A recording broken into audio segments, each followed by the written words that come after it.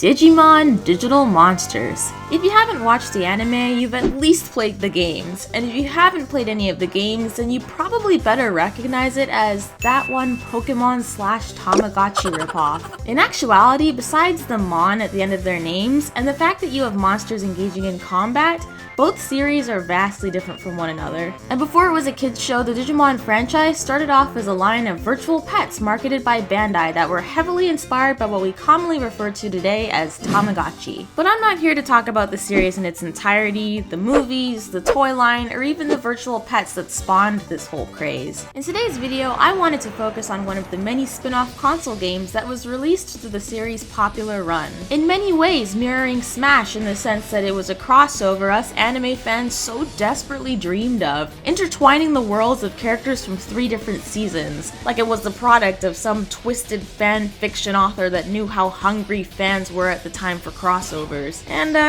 it was an epic beat 'em up, I guess, kind of, if you're into that sort of thing. So today I present to you Digimon Rumble Arena.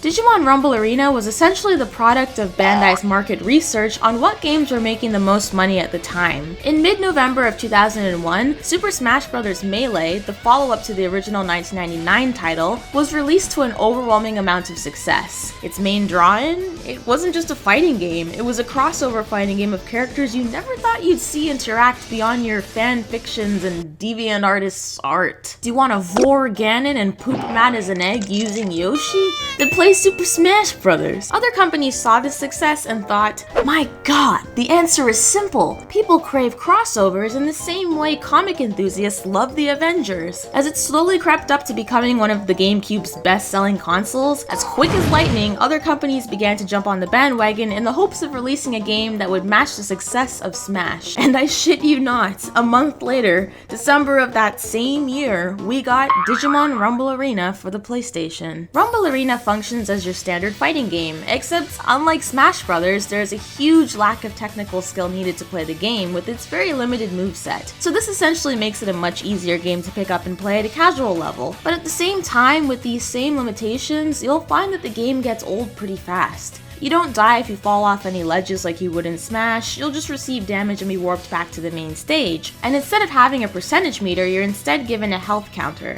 You have your 2 standard attacks, which are relegated to the circle and triangle buttons, with said attacks being unique to each character. And you have your basic jump and block moves, and similar to Smash, have the ability to use items found in each stage. You can also digivolve your champion / mega form from your rookie / champion form, but only for a limited amount of time until your power meter empties, or unless you use your special, which honestly I don't recommend for some Digimon, as in some instances you're better off just playing the Digimon in their pre-evolved form. Like, don't even get me started on how useless Sakuyamon is. Oh my god.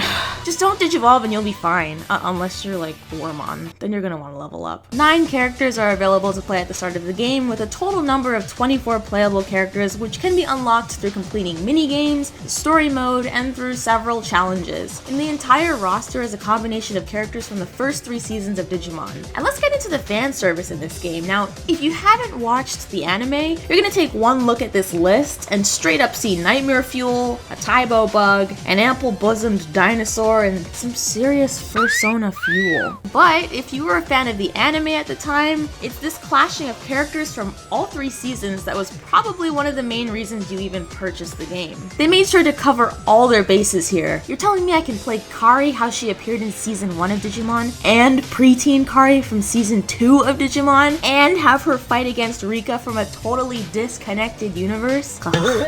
My fan fictions are realized. Not just that, but check out this intro. They have all the characters just going at it in a straight up brawl. The graphics here surely haven't aged well, but at the time of the game's release, this was a cinematic beauty. It would have been really cool if they not only took the fan favorites from each series, but they also added in the entire cast of Digidestined from the span of the 3 series, which probably would have helped the game to not feel as stale. But for what it was at the time, the act itself of merging all the characters was still appreciated on our part. By the way, if you thought the character select was small, the stage select is even more disappointing. Once you unlock all the characters and finish the story mode, a lot of the game is pretty repetitive. I really enjoyed this game growing up, but playing it back now, looking at it with a fresh pair of eyes, the game is very limited in what it can and can't do. It's not meant to be played in the long term, which is probably why the game was followed up with Rumble Arena 2, which I'll talk about on a later date. There's not that many possibilities to explore, a minute number of stages, and after a while, I mainly stuck to Renamon and Gatomon. Honestly, Renamon is like the best character in this game. Her teleportation attack can really add an element of surprise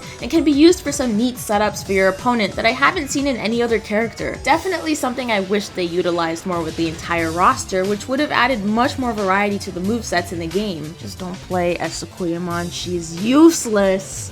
But you know, I feel like I've been saying a lot of negative things about Rumble Arena. It definitely had some strong points. For one, I think the game had a really solid soundtrack. The Japanese and English games are entirely different, but at the same time, this isn't really something I'm complaining about. As much as I love the Japanese Digimon intros, the American dub was always good at providing us with catchy tunes that managed to get the job done in its own Western catering kind of way. Which was always so bizarre to me that the dubbing company put so much thought and effort into the soundtrack, yet spent so little time giving a crap about the poo-tier quality of our dub.